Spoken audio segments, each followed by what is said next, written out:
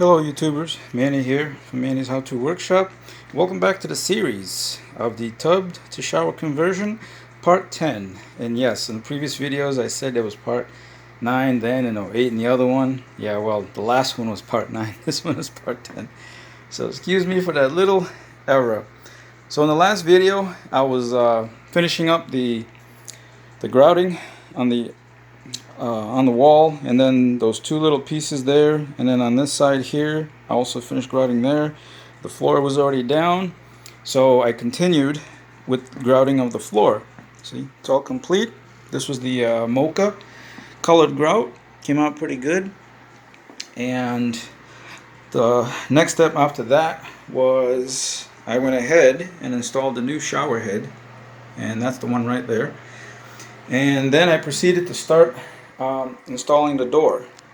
And if you want to check out my other video that I did on how to install the shower door, you can see how I install the bottom track and these side rails here, both left and right, and the top one.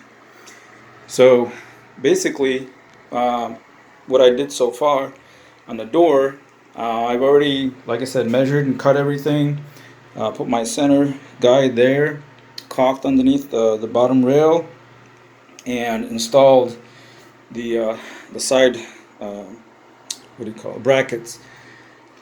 As you can see on these, you put a stopper or a cushion or bumper on the top and the bottom on both sides, and then you install the top.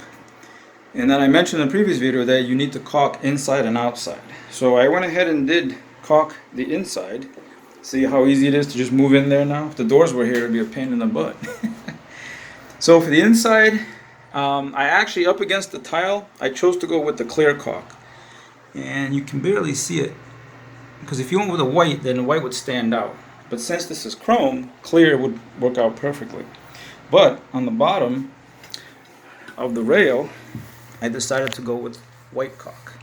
And you can see that it's white in color.